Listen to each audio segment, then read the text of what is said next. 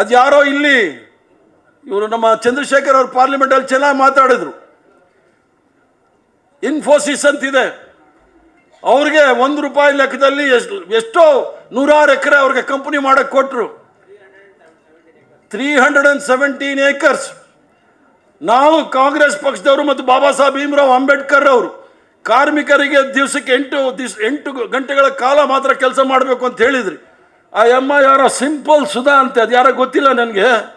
ಆ ಅಮ್ಮನ ಗಂಡ ಹೇಳಿದ್ದೇನು ಅಂದರೆ 75 ಗಂಟೆ ಕೆಲಸ ಮಾಡಬೇಕು ವಾರಕ್ಕೆ, 14 ಗಂಟೆ 12 ಗಂಟೆ ದಿವಸಕ್ಕೆ ಕೆಲಸ ಮಾಡಬೇಕು ಅಂತ. ಏನು ನಾವೇನು ಪ್ರಾಣಿಗಳ? ನಾವು ಮನುಷ್ಯರು. ನಾವು ಕೆಲಸ ಮಾಡಿಲ್ಲ ಅಂದರೆ ಮಾಲೀಕರಿಲ್ಲ. ಮಾಲೀಕರು ನಮಗೆ ಕೆಲಸ ಕೊಡ್ಬೋದು. ನಾವು ಕೆಲಸ ಮಾಡಿದ್ರೇ ಮಾಲೀಕ ಕೆಲಸ ಕೊಟ್ರೇ ನಾವು ಕೆಲಸ. ಇವೆಲ್ಲ ಸಹ ಒಟ್ಟಿಗೆ ನಡೀತಕ್ಕಂಥದ್ದು. ಆದ್ದರಿಂದ ನಿಮ್ಮ ಸ್ವಾಭಿಮಾನ, ನಿಮ್ಮ ಹಕ್ಕು, ನಿಮ್ಮ ಸಮಾನತೆಗೆ ತಾವೆಲ್ಲರೂ ಸಹ ಹೋರಾಟ ಮಾಡಬೇಕು ಅನ್ನೋದನ್ನು ಪಣ ತೊಟ್ಟು ಈ ವಿಶ್ವ ಕಾರ್ಮಿಕರ ದಿವಸದಿಂದ ತಾವೆಲ್ಲರೂ ಸಹ ಒಳ್ಳೆ ಸಂಖ್ಯೆಯಲ್ಲಿ ಬಂದಿದ್ದೀರಿ. ಕಾಂಗ್ರೆಸ್ ಪಕ್ಷಕ್ಕೆ ಮತ್ತು ದೇಶಕ್ಕೆ ಶಕ್ತಿ ತುಂಬಿ ಅಂತ ಹೇಳಿ ಹಾರೈಸಿ, ಅದು ಯಾರೋ ಇಲ್ಲಿ ಇವರು ನಮ್ಮ ಚಂದ್ರಶೇಖರ್ ಅವರು ಪಾರ್ಲಿಮೆಂಟಲ್ಲಿ ಚೆನ್ನಾಗಿ ಮಾತಾಡಿದ್ರು. ಇನ್ಫೋಸಿಸ್ ಅಂತಿದೆ, ಅವ್ರಿಗೆ ₹1 ಲೆಕ್ಕದಲ್ಲಿ ಎಷ್ಟೋ 100 ಎಕರೆ ಅವ್ರಿಗೆ ಕಂಪನಿ ಮಾಡಕ್ಕೆ ಕೊಟ್ಟರು.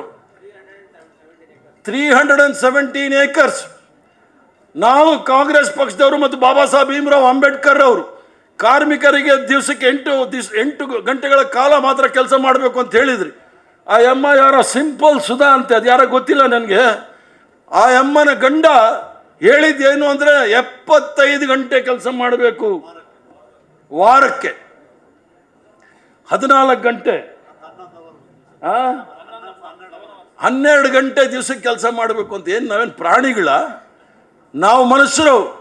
ನಾವು ಕೆಲಸ ಮಾಡಿಲ್ಲ ಅಂದರೆ ಮಾಲೀಕರಿಲ್ಲ. ಮಾಲೀಕರು ನಮಗೆ ಕೆಲಸ ಕೊಡ್ಬೋದು. ನಾವು ಕೆಲಸ ಮಾಡಿದ್ರೇ ಮಾಲೀಕ ಕೆಲಸ ಕೊಟ್ರೇ ನಾವು ಕೆಲಸ. ಇವೆಲ್ಲ ಸಹ ಒಟ್ಟಿಗೆ ನಡೀತಕ್ಕಂಥದ್ದು. ಆದ್ದರಿಂದ ನಿಮ್ಮ ಸ್ವಾಭಿಮಾನ, ನಿಮ್ಮ ಹಕ್ಕು, ನಿಮ್ಮ ಸಮಾನತೆಗೆ ತಾವೆಲ್ಲರೂ ಸಹ ಹೋರಾಟ ಮಾಡಬೇಕು ಅನ್ನೋದನ್ನು ಪಣ ತೊಟ್ಟು ಈ ವಿಶ್ವ ಕಾರ್ಮಿಕರ ದಿವಸದಿಂದ ತಾವೆಲ್ಲರೂ ಸಹ ಒಳ್ಳೆ ಸಂಖ್ಯೆಯಲ್ಲಿ ಬಂದಿದ್ದೀರಿ.